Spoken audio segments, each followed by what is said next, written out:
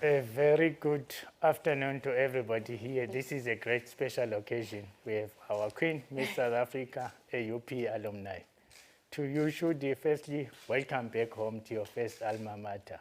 We understand you are studying somewhere else now, but the original place you got your degree is here. So we're so proud also that you took the Bachelor of Science in PPE. Do you know that most British Prime Ministers have a PPE degree from Oxford? So if you think Miss South Africa is the last thing you're going to get, no. I'm probably going to be at your inauguration as the president. I receive. Yeah. No. I didn't know that about the prime ministers. Yes, yeah, no, just go and Google it. Which university and what degree did most British prime ministers take? PPE at Oxford. Oh, wow. So your next route is president. Oh, now, thinking back at having been at UP, what do you think contributed from your studying, being at UP, to your successes and your trajectory going forward? I think doing like a multidisciplinary degree such as PPE was a very challenging one, but I think it taught me the value of hard work. So even when I was studying now and doing the Miss South Africa competition, the pressure for me was not as bad because UP has an amazing work ethic, instills an amazing work ethic in all of us, where you are accountable for yourself. You have all the resources that you need, but you also have to use them to the best of your ability. And it taught me, and doing a PPE taught me so many things about the world in general.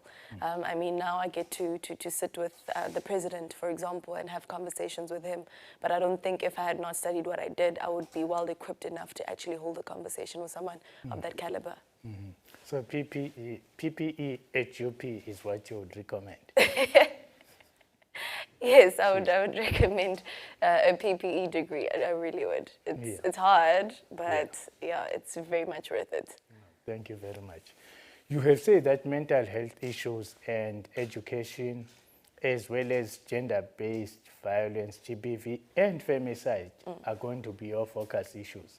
Why those particular areas, and why should everybody sit up and pay attention and make a contribution? So my biggest focus is mental health. Obviously, when there's GBV and femicide involved, mental health does play a big role in the ripple effects that it causes, with the ripple effects that are caused by gender-based violence and femicide. So my biggest goal is to destigmatize mental health and inform how we as a society view mental health, because it's quite important in dealing with or solving or finding solutions rather to most of the social ills that we face. So for example, a woman that has been in an abuse, who has been a victim of abuse, for example, you find that there's ripple effects such as depression, anxiety, PTSD, and suicide ideation. Those are mental health illnesses. So it does connect and correlate together.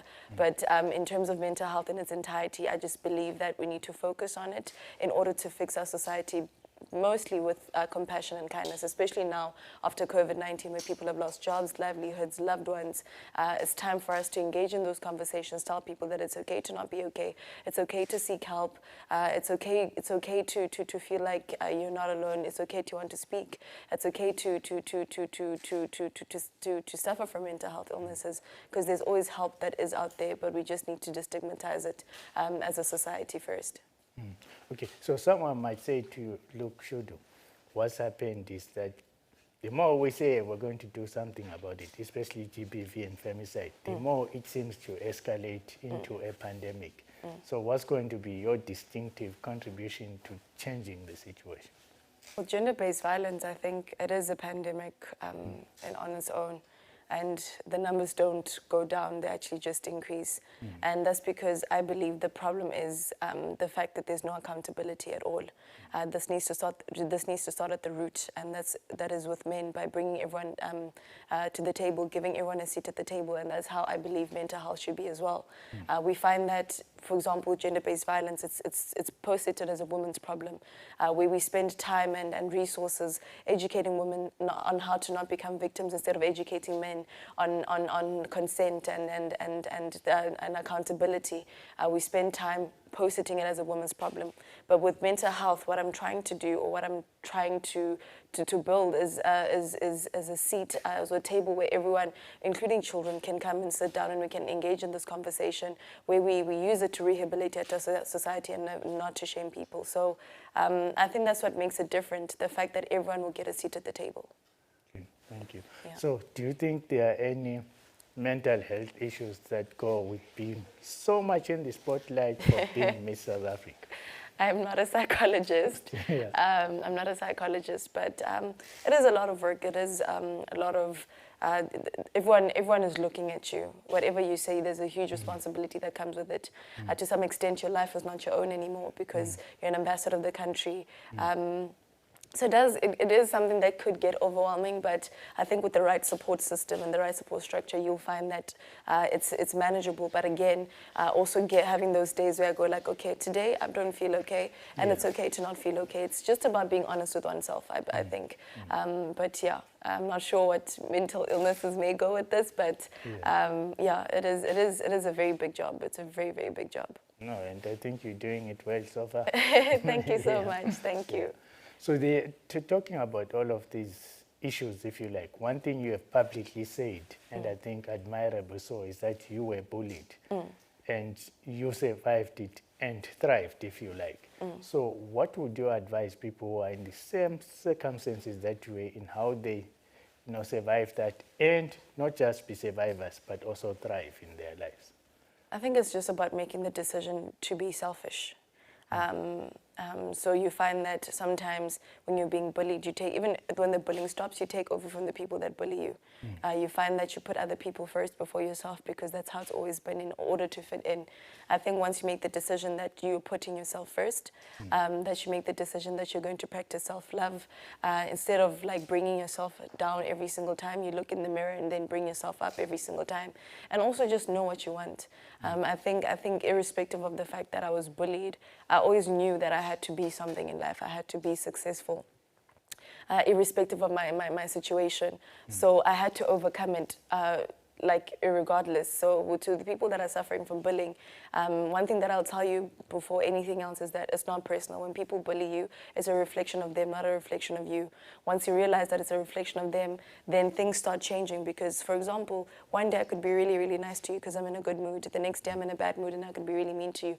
That should never be a reflection of you. So once you realize that the only person whose opinion matters of you is yourself. And that changes everything because what you confess with your tongue will become a reality. So if you say you're going to become a PPE graduate, it's going to happen. It's going to happen. Just say it. Just believe it and work hard for it. Yeah. So have you heard from any of your former bullies now that you are successful in Miss South Africa? Actually, even before Miss South Africa, most of them did apologize. So even before Miss South Africa, this was last year, one of them sent me a message apologizing, but she's not the only one. But yeah, they did apologize and I forgave them. I think I forgive before people even apologize because that's the only way I'll find peace with myself. So I forgive before people apologize. So when she apologized, it was just like, oh, that's beautiful. But yeah, I'd already forgiven them a long time ago. Yeah. We should ask them to join the campaign against bullying. Woo, okay. It's funny how most people don't realize that they were bullies. Only once you point out the situation or when this and this happened and then they realize that they were like a catalyst of it, then they start saying, oh, I didn't realize that I did that. So when it comes to bullying, most people don't realize that they were bullies. So sometimes with some, you find that for them, they didn't see anything wrong with what they did. But because you're saying it's wrong, then they're saying, okay, I'm sorry. So it becomes, it's also a very tricky conversation. I think it's about people's willingness. So you realize that you did something wrong. Let's work together.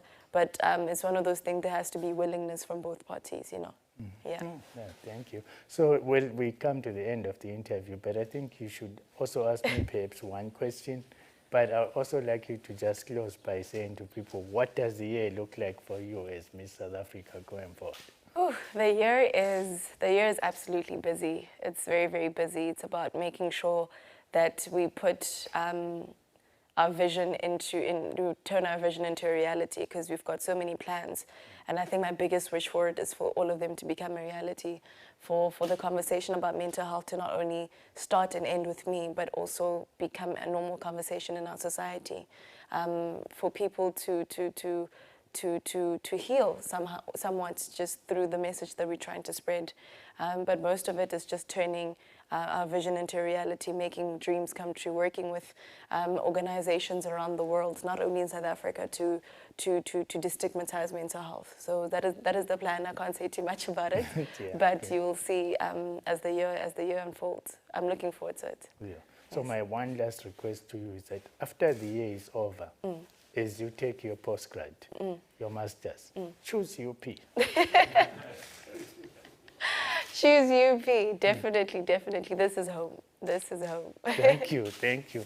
Thank you very much for your time, Shudu Musida, Miss South Africa 2020. Now let's have lunch. Yes, please. I Thank love you. some food.